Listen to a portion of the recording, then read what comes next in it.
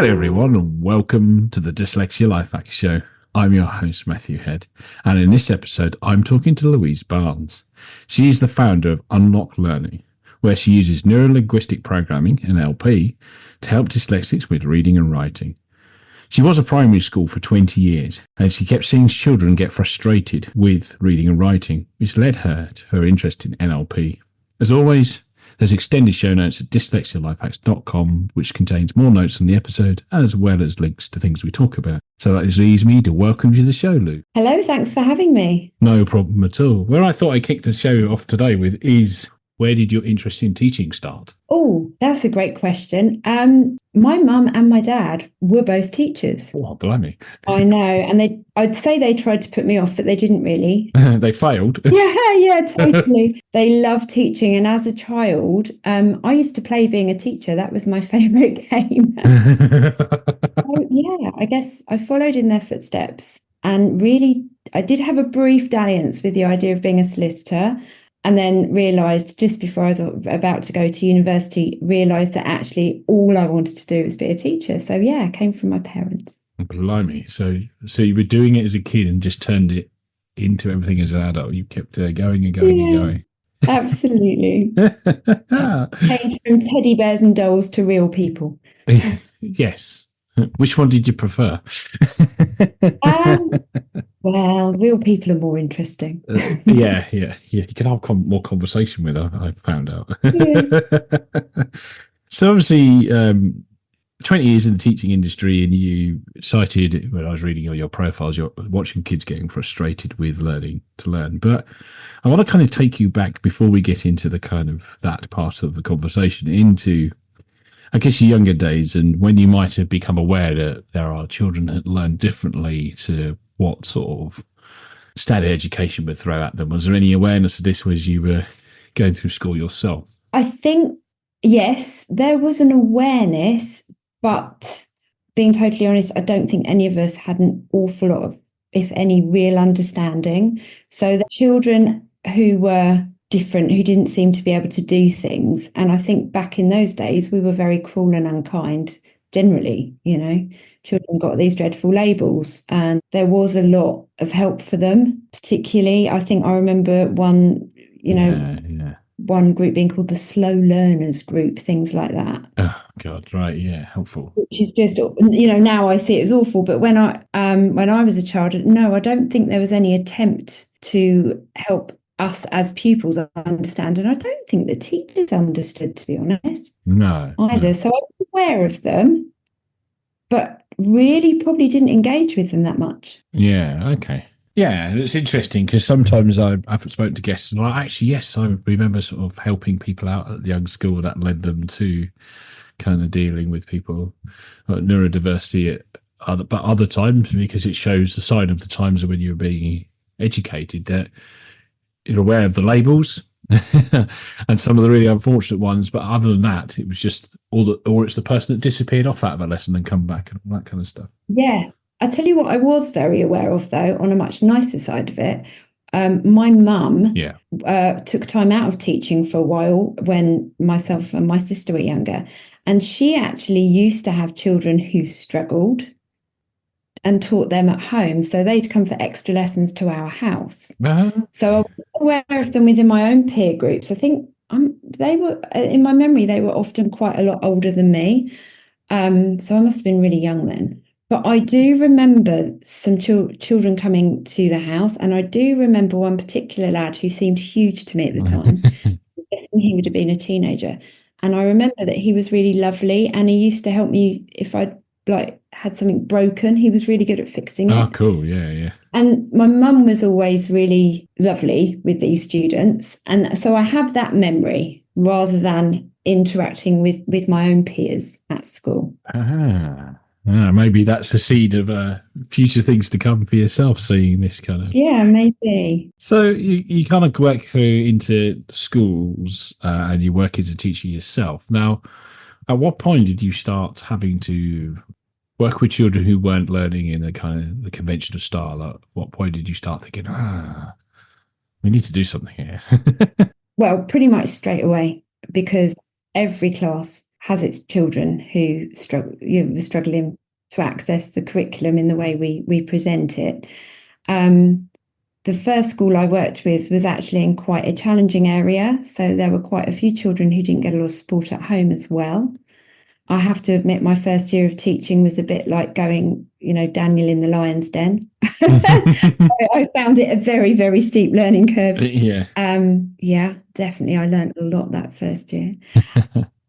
But I'm not sure who was teaching who for a while. But anyway, but once I managed to sort of catch my breath and feel more sort of in control of everything, then I think pretty much straight away I began to question what it was about the children that just weren't making progress, because I just never ever believed that children were inherently lazy or naughty. And I remember in my first year there were a couple of children in my class who had those labels. They were like known in the school, or in some cases even the family was known, which is just awful. But I just remember wanting to get to what was going on for the child. I didn't believe they could just be acting like that on purpose, because children want to please. People want to please. Nobody wants to stick out and be different, and well, only in a good way. You know what I mean? Inherently, we all just want to get along and make progress. So I think it was pretty much from the off that I was curious, but I think then it was more curious about the behaviour than what was going on specifically with dyslexia. I think that took me a while to catch up to.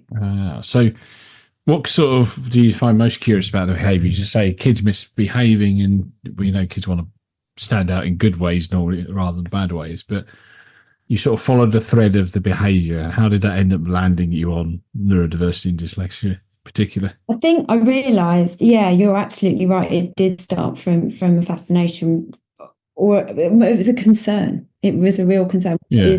What is it that this child is putting themselves in an unpleasant position time after time? What is happening that they feel they need to do that?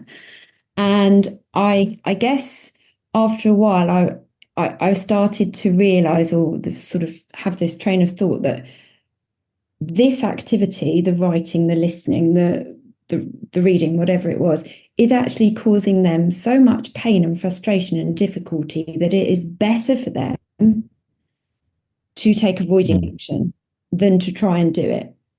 That's kind of where I got to. This behaviour must be born out of a really uncomfortable or anxious state. They're not doing it on purpose. It just didn't make any sense to me, which kind of led me to think, well, in that case, what is going on for them? Because I don't believe they're just not trying. I don't believe they're just disrupting for the sake of it. And that's kind of where I got to thinking, well, if that's the case, what is happening that's making it so very difficult?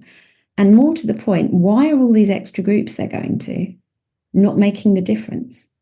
Yes. Because a lot of them were getting taken to extra lessons, or even one-to-one sessions, or small group work, or having differentiated work. But it didn't seem to be changing anything. And that was like, well, why not?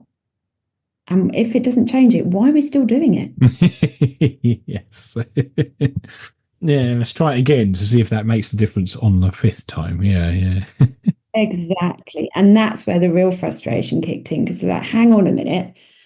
The child is clearly uncomfortable, anxious, whatever it is that's causing. And they weren't, well, I should backtrack a bit and say not all children were not being labelled as lazy and naughty. Some were just not very happy, sort of quietly disappearing into the background almost, but not making progress.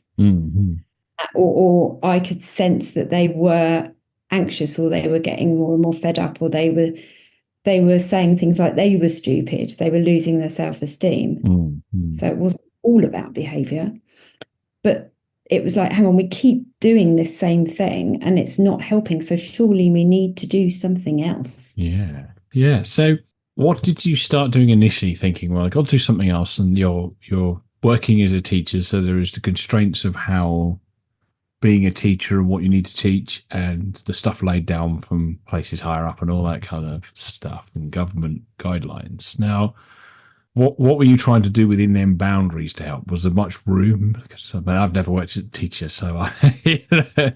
Honestly, not a lot of room, really not. Right. And I don't think I had enough tools at the time that I needed. I'll be totally honest. I wasn't really taught anything about, and we are going back quite a long time, Matthew. There wasn't really any training about dyslexia. I can't say I understood really much at all about it, if it was even very commonly diagnosed. So I was trying random things. I remember one child who would probably now be diagnosed ADHD, or who just couldn't sit still and was forever in trouble and really couldn't get to grips with reading or writing. Bless him. He was just constantly in trouble. I really liked him. And in the end, I thought, right, he needs something. It's like he needs two things happening at once because he can't focus on one thing. So I gave him a pair of headphones and some music in a like outlandish, so it seemed at the time, completely off-piste attempt to just try something radically different. And it actually did help, because concentrating on the music didn't help him with his reading and writing, but it allowed him to focus and get a task done, you know, if it was a simple task. So I tried all kinds of, I don't know, just all kinds of things really within the confines of the classroom that I could. But I can't say I got anywhere specifically with how to help children overcome the struggle with reading and writing until I left full-time teaching to pursue it. Yes, which almost as if I planned it, is a nice segue into your discovery of NLP. So what do you think was the first kind of thoughts? How did you, because neuro linguistic programming is something I think quite a few people are aware of. You are applying them in a context I've not heard of before, but where did the initial seeds of NLP just come into your life before you'd even kind of bolted the two together? My wonderful friends, actually. That's where it came from. I had two friends who weren't studying NLP together. They weren't even connected. But they both came across NLP and decided to study it. And being a bit of a geek about how people work and fascinated by humans in general, I would do the really, really good friend thing of going to visit them and going, oh, can I just have a look at this book? And losing myself for ages in their books and asking all kinds of questions about NLP and asking them to tell me. So I kind of piggybacked on what they were learning for a while and got drawn into it that way. So without them, that wouldn't have happened. And then the more I read about it, because then I did start buying my own books and not being quite so boring when I went to visit them.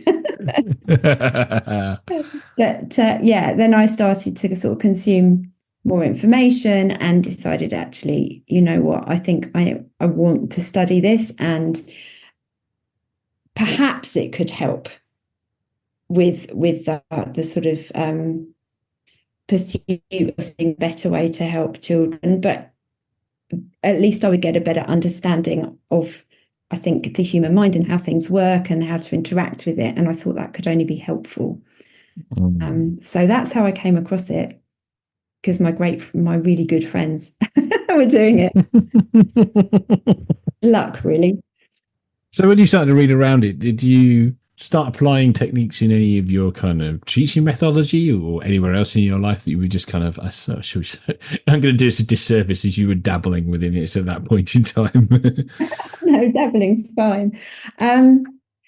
Yeah, I did. I did start to use small things in my classroom. So I came across there's a well-known strategy called the NLP visual spelling strategy. I'm not going to try and explain it in detail, but in a nutshell, if you look up, raise your eyes up, for most people, and I have to say, there's always somebody whose brain is wired totally differently, because we are not robots.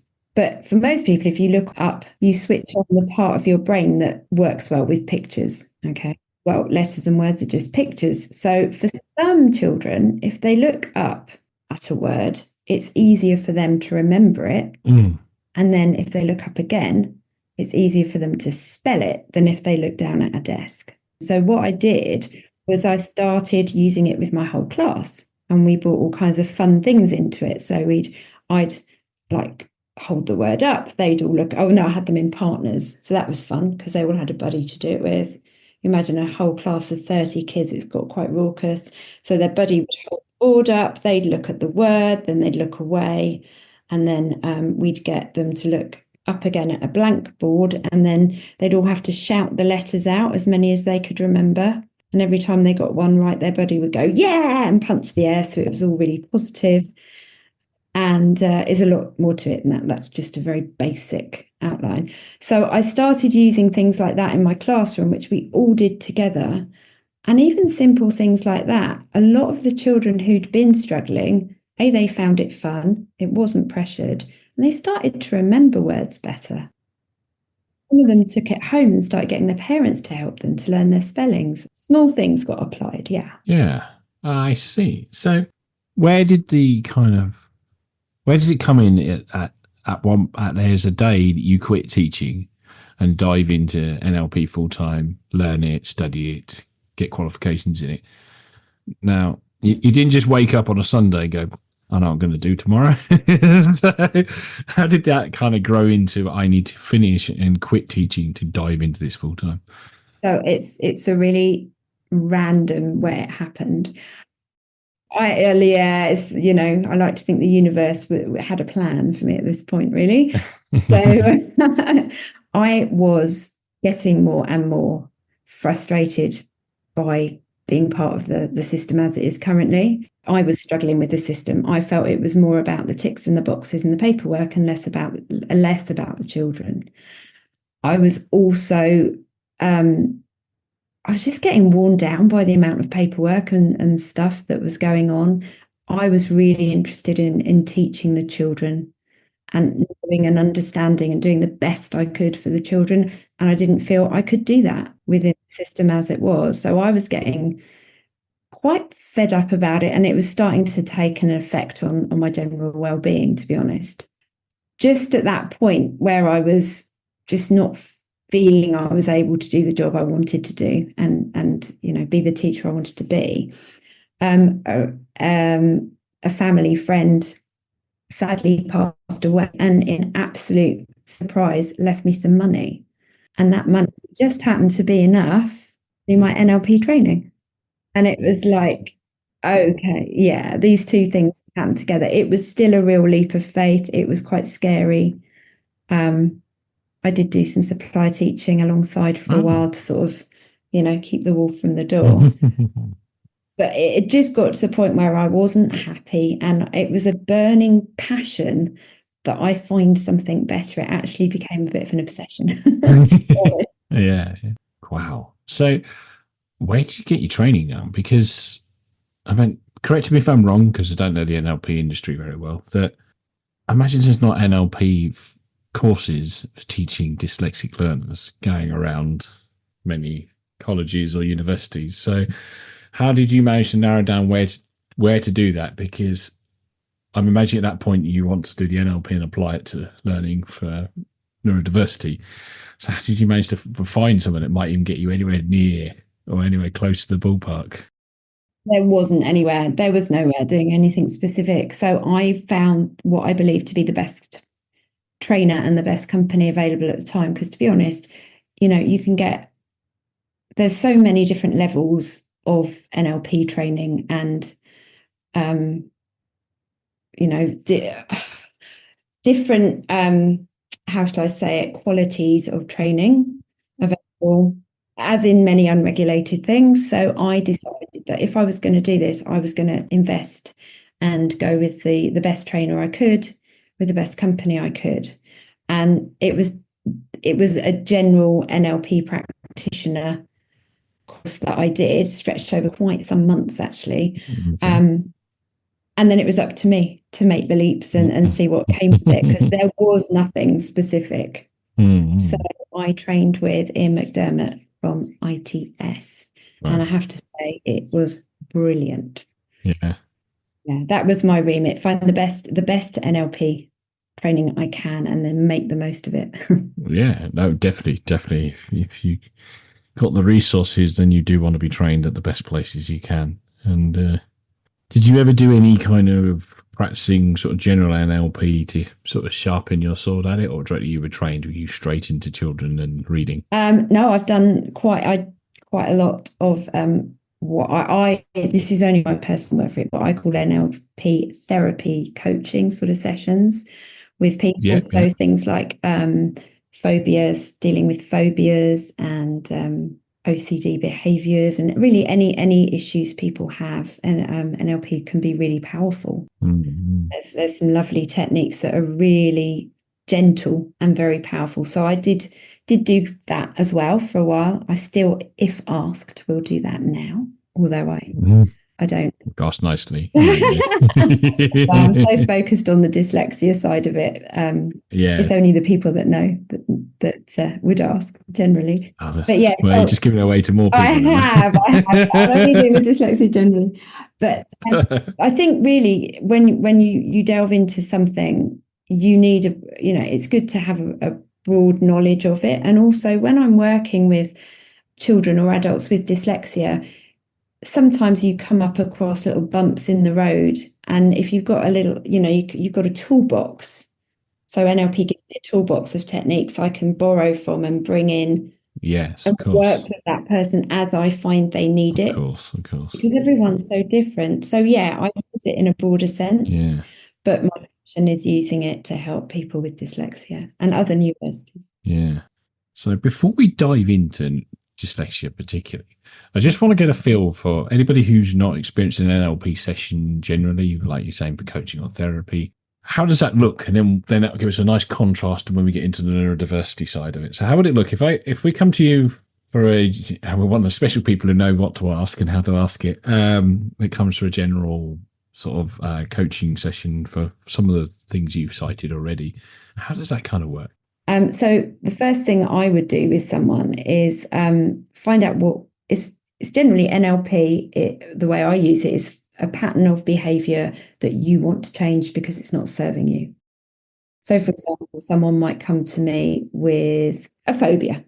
They're absolutely terrified. One lady was absolutely terrified of wasps. So the first thing I'll do is dig down into what emotion is driving that behavior. What is causing the behavior to happen? Okay, so often it takes quite a while to drill down into this part because I need to understand, does it come from anger? Does it come from fear? Normally, every behavior comes down to an emotion that triggers a deep behavior we don't seem to have control over. So once I find that, that means I've got to the real root of the problem. Okay, because I need to understand what the real cause is. So the cause isn't the wasp, the cause is the anger or the fear or whatever. Is that making sense so far? It does indeed, yeah. Okay, so once I've found that, then we can work on gently having a conversation with that deep part of the brain, the subconscious, because that's where all these things live, and that's why we're not in control of them.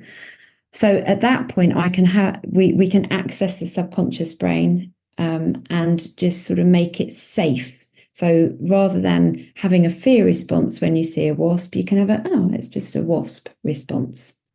So that's the next part. And then there's a whole toolbox of things I could use at that point. So I could track back to, where does the fear come from? What was the original incident that sparked the fear? And then we will deal with that.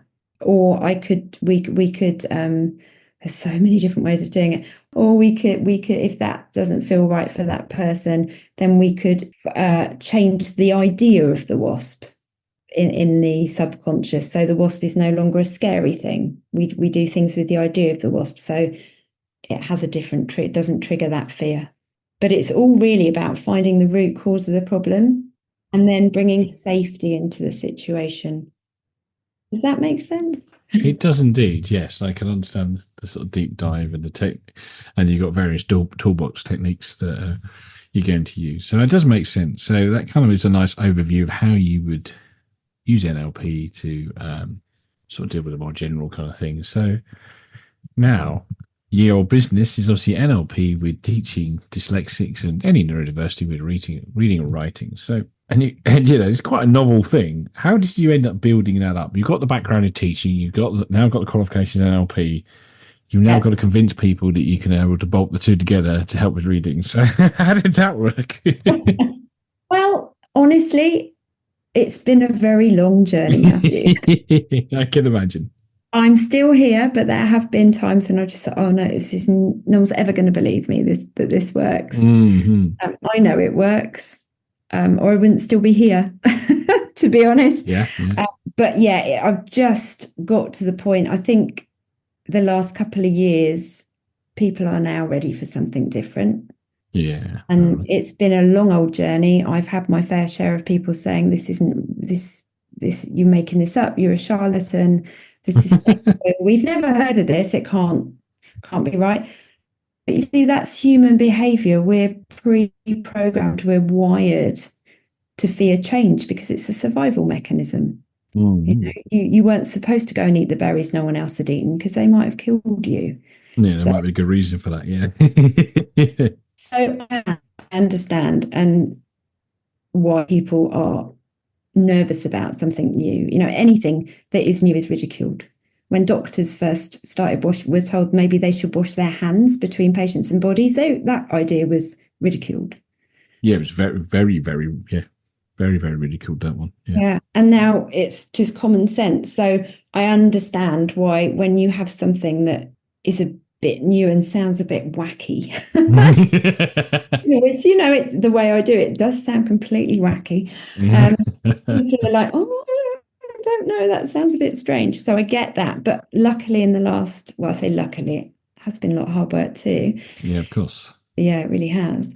But so worth it. In the last couple of years, the breakthroughs have started to happen. I think the conversations, podcasts like like this one, are making such a wonderful impact on people's ability to see what is possible and to embrace new ideas and to open the conversations that so need to be had.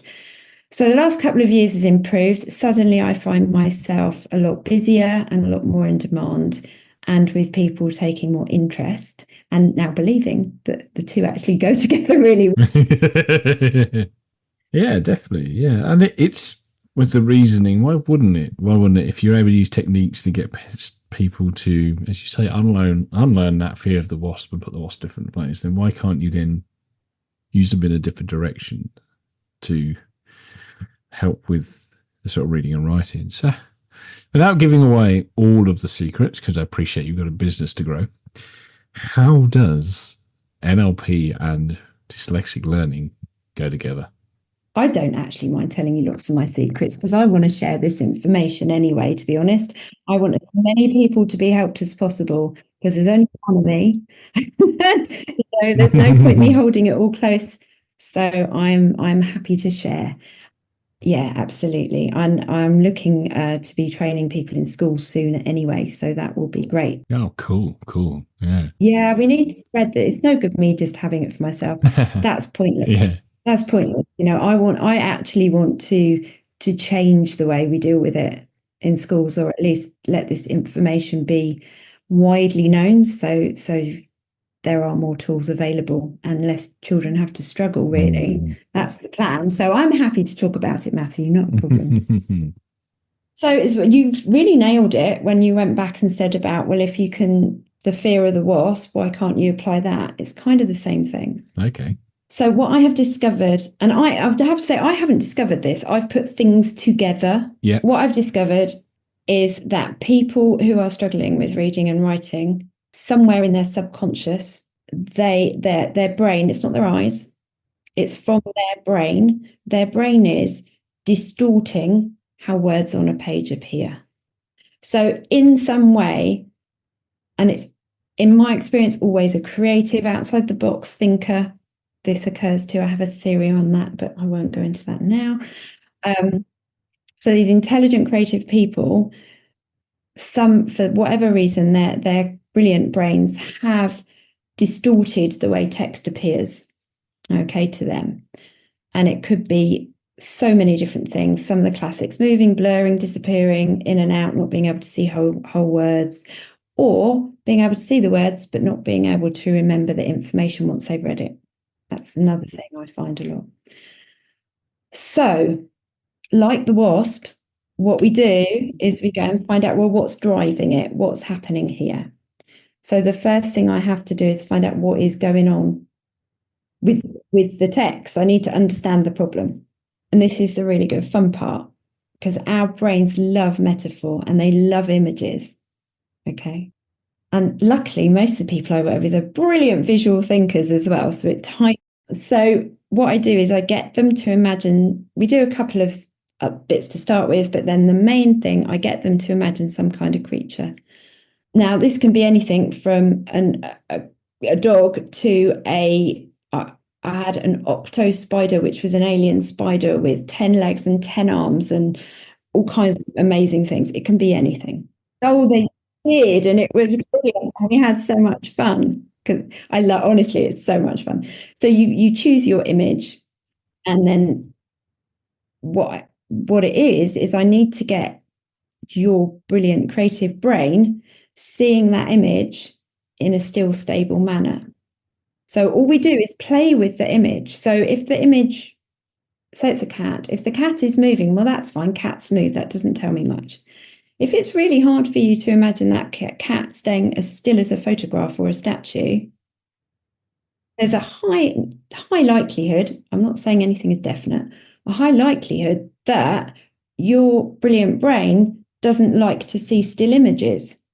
And that's probably the same thing that's happening with letters and words. So we play with the cat until it's still.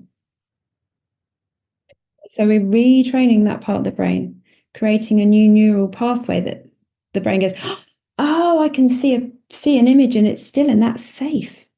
That's okay.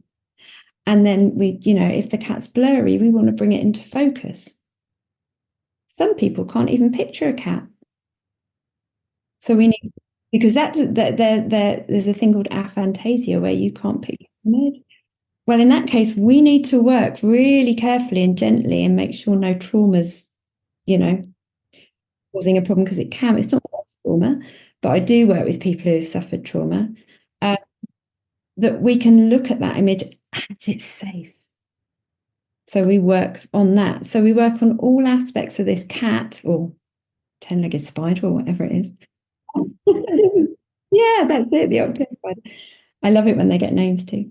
We work with this image until the image is still and clear and stable, and the person feels comfortable when they look at it. That's super important, because once that's done, the brain has already changed how it's going to perceive letters and words, because before, letters and words weren't safe to be still and clear and stable on a page.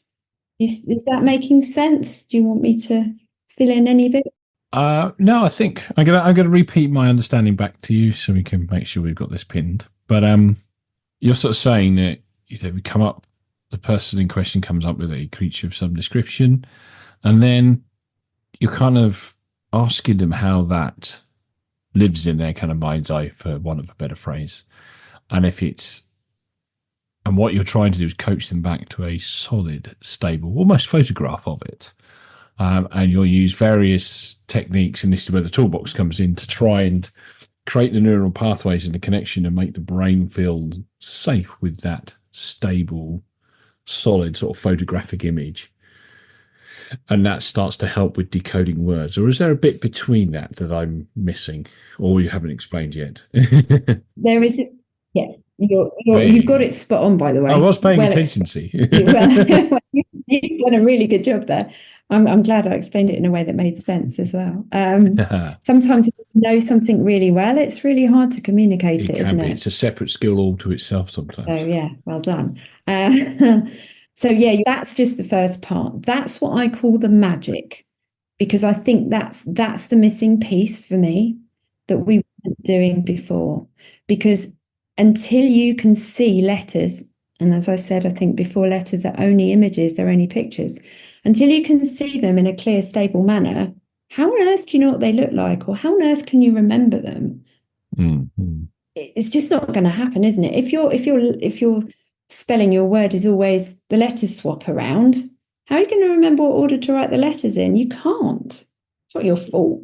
It's just not going to happen. And the other thing that can happen is if you can't store the picture, because for some people they can see it, but it doesn't make its way to the part of the brain where they can store it. So how on earth are you ever going to remember what it looks like to write it down? So that's what I call the magic bit. This is the piece that I think makes the biggest difference. Okay. So that's what I call part A. Then there's a whole other section where we start to apply that to letters and words. Now, that works differently for different people because, as I said, everyone's brain is different, which is what makes life so exciting and wonderful. Thank goodness they are. So then I pop my teacher hat on. Here it is. Yeah. Yeah. Okay. So this is where the two go together. Yeah. So we've made the letters words safe. Then I can start explaining. I'll be totally honest with you. No one ever taught me to read in a way that made sense. I seemed to absorb it. My spelling was pretty atrocious. I never really understood spelling very well. And now I'm a bit of a geek when it comes to phonics and how words work, because I had to be in order to explain it to other people. Some of it's just illogical, and we just accept that. Yep. And and also the way we teach children, I think I'm going to say this because it's really important. If we say to a child this letter and we show them an A, this says ah, then we're lying. Because in lots of words, it doesn't make the sound ah. It can say A. In water, it makes it an or sound. It's just, so I think this is where confusion can come. So it's when I'm teaching a child how words work, which is how I like to put it, and when I train other people to do it, I'm always really specific about the language. This can sometimes make this sound in this circumstance. So I'm very pedantic about explaining. It's all done in a fun way. We have characters and silly stories and, things that people can get a visual picture of in their mind to help them and remember. Yeah. And, so everything sort of comes to life and is fun, but also breaking it down into component parts so it actually makes sense and you understand why the word works like that, why there's an E at the end of the word. What's the purpose of it? But all done in a sort of games way, and we have so much fun. Honestly, it's. I always say I don't work, I play. So yeah, there is that big part in between from getting from yes, now my brain can letters that are still unstable, and now my brain can store them, can remember what that looked like, and now I can start making sense of how words work. Now I understand how to put them together and how to decode them. And that bit, which the children couldn't get before, suddenly it's easy. Yeah. Because now they can see the letters properly and remember them. Yeah. So really the secondary bit, the decoding, is back to almost, for want of a better phrase, classic teaching. But it's the NLP forerunner to it is where the power comes in. Yeah, I totally agree. Absolutely. The only difference with the teaching, I would say, is I don't know if this will go down well with everybody, but I don't like to. I generally don't use the jargon. Right. So I wouldn't call something I will tell children it's really called this, but I would say I wouldn't use split digraph. Oh, what? I have a whole and it's meaningless, isn't it? It's got no. It's I call it super E or silent. You might have learned it as silent E. Yes, yeah. But then we talk about why that works, and there's a story that goes with it, and there's games that go with it. So I tend to just bring everything a little bit more into fun. And also, if a child is really visual, we'll use lots of drawings, and if they love to move around, we'll do actions and stuff that they have to move for. So also it's based on the way the child most enjoys learning. So that's just the tweaks to the teaching, really. Yes, and I suppose once you've got somebody up to a level, if they want to deep dive into your English grammar and that kind of stuff with all the technical bits, which some people find super interesting, then go for it. But it's making sure they're up to a level in the first place is important. Yeah, for sure. And, what I find is children, once they can see the words and once they start to understand how words work, and same for adults, adults have got these things. I'm so blown away by the people I work with. I honestly, every day, I learn so much as well, every day from the people I work with. It's a real privilege. But, I've only just realised that there's so many adults who can read because they've memorised entire shapes of words. See, that blows my mind. That I have to look at, well, I don't, I've memorised some words, but the amount of brilliant strategies people have come across to get round. Yes. Oh, yes. Yeah. Unfortunately, it can still be tiring and frustrating for them. Yes. Yeah. They've got a technique that got them through. Yeah. But it's not necessarily optimal. It might be quite resource heavy. Absolutely, because that's what I find often. It is these children and adults are working so hard. This makes me so angry. It does actually make me angry. I will use the word angry when I hear people going, "Oh, I think they're just lazy. Oh, they're just naughty." No, they're not. They're working so hard just to keep going. Yeah. So with the NLP, that stops because now it's not so hard and it's not so tiring. Yeah.